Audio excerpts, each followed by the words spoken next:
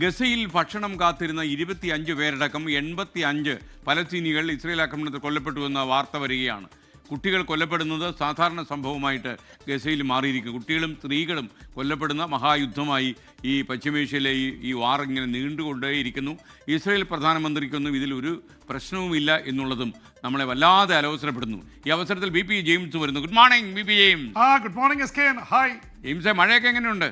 മഴ അല്പം കുറവുണ്ടെന്ന് തോന്നുന്നു. ഇന്നലെ വലിയ മഴയായിരുന്നു, പക്ഷെ ഇന്നായപ്പോൾ മഴ ഇത്തിരി കുറവുണ്ട്. വലിയ എനിക്ക് തോന്നുന്നു ഒരു ആശ്വാസകരമായിട്ടുള്ള കാര്യമാണ് ഇപ്പോൾ. ചുരുക്കം പറയാൻ ഇന്നലെ വെള്ളത്തിലായോ? ഒന്നും വെള്ളത്തിലായിട്ടില്ല, എല്ലാം ഓക്കെ ആയിട്ട് പോകുന്നു എസ് കെ. ഓക്കെ, അത് നന്നായി.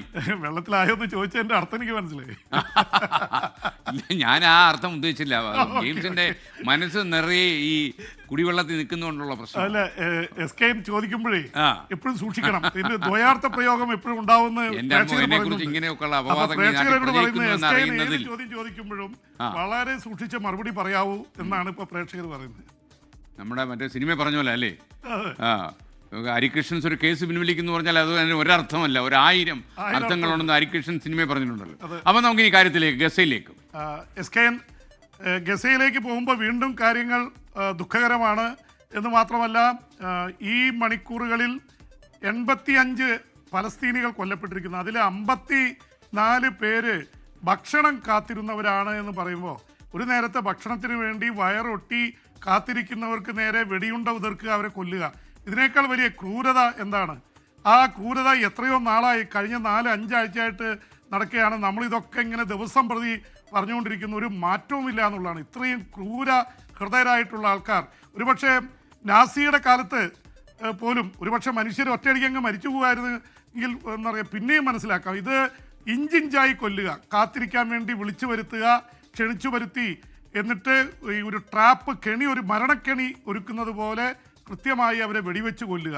ഇത് കോൺസെൻട്രേഷൻ ക്യാമ്പുകളിൽ നടന്നതിന് സമാനമായിട്ടുള്ള കാര്യമാണ്. അതിൽ ഏറ്റവും വിചിത്രമായിട്ടുള്ള കാര്യം എസ് കെ എൻ, ഈ കോൺസെൻട്രേഷൻ ക്യാമ്പുകളിൽ 2ാം ലോക മഹായുദ്ധകാലത്ത് കൊല്ലപ്പെട്ടത് 60 ലക്ഷത്തോളം യഹൂദന്മാരാണ്.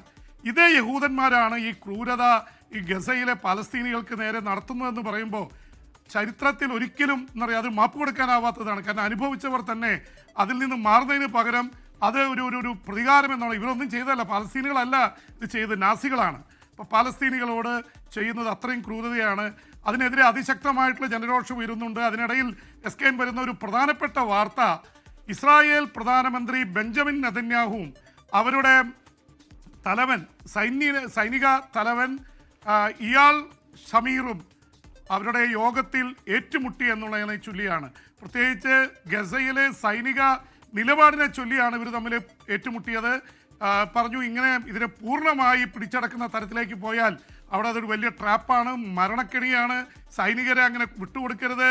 ഒപ്പം തന്നെ ഗസയിലെ കാര്യങ്ങൾ അതീവ രൂക്ഷമാണ്, ലോകം മുഴുവൻ നമുക്കെതിരെ നിൽക്കുകയാണെന്ന് സൈനിക തലവൻ വരെ പറഞ്ഞപ്പോൾ ഇസ്രായേൽ പ്രധാനമന്ത്രി പറഞ്ഞത്, നിങ്ങൾക്ക് ഈ മാധ്യമങ്ങളോട് പറഞ്ഞിട്ട് രാജിവെക്കേണ്ട കാര്യമില്ല, രാജിവെക്കണമെങ്കിൽ രാജിവെച്ച് പോകൂ എന്നാണ് ഇസ്രായേലിൻ്റെ സൈനിക തലവനോട്, ഏറ്റവും വലിയ ഇതായിട്ട് ഇവരെ വിജയിപ്പിച്ചുകൊണ്ടിരിക്കുന്ന സൈനിക തലവനോട് ഇസ്രായേൽ പ്രധാനമന്ത്രി. അപ്പോൾ അവരുടെ ഉള്ളിലെ ഡിവിഷൻ, വിഭജനം അല്ലെങ്കിൽ എതിർപ്പ് എന്തൊക്കെ ശക്തമാണെന്നുള്ളത് വ്യക്തമാണ്. ഇസ്രായേൽ ജനത വലിയ രീതിയിൽ ഇതിനെതിരെ രംഗത്ത് വന്നിട്ടുണ്ട്. അതിനിടയിലാണ് ഈ പ്രശ്നങ്ങളൊക്കെ ഉണ്ടായിട്ടുള്ളത് S K. B B James, ഈ റഷ്യൻ എണ്ണ വിവാദത്തിൽ ഈ അമേരിക്കയുടെ ഇടപെടലിനെതിരെ ഇന്ത്യക്ക് അനുകൂലമായി റഷ്യ രംഗത്ത് വന്നു വാർത്ത വരുന്നുണ്ടല്ലോ. കാരണം ഒരു ഓയിൽ പൊളിറ്റിക്സ് നമ്മുടെ രാജ്യാന്തര ബന്ധങ്ങളെ സ്വാധീനിച്ചു തുടങ്ങിയെന്ന് വേണം കരുതാൻ. റഷ്യ നമുക്ക് അനുകൂലമായി വരുമ്പോൾ അധിക തീരുവ ചുമത്താൻ തയ്യാറായി അമേരിക്കയിൽ നിന്ന് ഒരാൾ ഇറങ്ങിയിട്ടുണ്ട്. പറയും എസ് കെ എൻ. ഒരുപക്ഷെ നമ്മൾ കഴിഞ്ഞ ദിവസങ്ങളിൽ ചർച്ച ചെയ്യുന്ന ഒരു പ്രധാനപ്പെട്ട വിഷയമാണ്. ഏറ്റവും ഒടുവിൽ റഷ്യ പരസ്യമായി പ്രതികരിച്ചിരിക്കുന്നു. റഷ്യയുടെ വക്താവ് ദിമിത്രി പെസ്കോവ് പറഞ്ഞിരിക്കുന്നത്, ഇന്ത്യക്കെതിരെ അടക്കം റഷ്യയിൽ നിന്ന് എണ്ണ വാങ്ങുന്നവർക്കെതിരെയുള്ള നിലപാട് ഒരു തരത്തിൽ അംഗീകരിക്കാനാവില്ല, അത് അനധികൃതമാണ്. ആരുടെ കയ്യിൽ നിന്ന് വ്യാപാരം നടത്തണം, എണ്ണ വാങ്ങണമെന്ന് തീരുമാനിക്കുന്നത് ആ രാജ്യമാണ്. അവരുടെ പരമാധികാരത്തിൽ ഇടപെടാൻ വേറൊരു രാജ്യത്തിന് അധികാരമില്ല.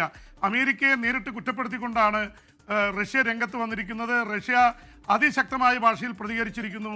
പക്ഷേ അമേരിക്കൻ പ്രസിഡന്റ് ഡൊണാൾഡ് ട്രംപ് ഒരു പടി കൂടി കടന്ന് അടുത്ത 24 മണിക്കൂറിനുള്ളിൽ ഇന്ത്യക്കെതിരെ കൂടുതൽ ഇറക്കുമതി ചുങ്കം ചുമത്തുമെന്ന് പ്രഖ്യാപിച്ചിരിക്കുകയാണ്. അപ്പോൾ ഇന്ത്യ വല്ലാത്തൊരു ആശങ്കയിലാണ്. കാരണം ഇന്ത്യയെ സംബന്ധിച്ചിടത്തോളം അമേരിക്കയുമായിട്ടുള്ള വ്യാപാരം വളരെ പ്രധാനപ്പെട്ടതാണ്. അതിനിടയിൽ വലിയൊരു ആരോപണം വന്നിരിക്കുന്നത്, അമേരിക്കയുടെ തന്നെ അംബാസഡർ ആയിരുന്ന അമേരിക്കയുടെ പ്രസിഡന്റ് സ്ഥാനത്തേക്ക് മത്സരിച്ച നിക്കി ഹാലി പറഞ്ഞിരിക്കുന്നത് അവർ ഇന്ത്യയിൽ ജനിച്ച അമേരിക്കയുടെ പൗരയാണ്. അവർ പറഞ്ഞിരിക്കുന്നത് ഒരു തരത്തിലും ട്രംപിൻ്റെ നിലപാടിനെ ന്യായീകരിക്കാൻ പറ്റില്ല. ചൈന റഷ്യയിൽ നിന്ന് കൊണ്ടുവരുന്നത് $6270 കോടി എണ്ണയാണ്. ഇന്ത്യ വാങ്ങിക്കുന്നത് $5260 കോടി. അപ്പോൾ $1000 കോടി, ഏതാണ്ട് 85,000 കോടി രൂപ കുറവാണ് ഇന്ത്യ വാങ്ങുന്നത്. പക്ഷേ ഇന്ത്യക്കെതിരെ നടപടി കൊണ്ടുവരുന്ന 24 മണിക്കൂറിനുള്ളിൽ ചൈനയ്ക്ക് 90 ദിവസത്തെ എക്സ്റ്റൻഷൻ കൊടുത്തിരിക്കുന്നു. ചൈനയാണെങ്കിൽ അമേരിക്കയുടെ ശത്രുവാണ്, ഇന്ത്യ ആണെങ്കിൽ അമേരിക്കയുടെ സഖ്യകക്ഷി പോലെയാണ് പെരുമാറുന്നത്.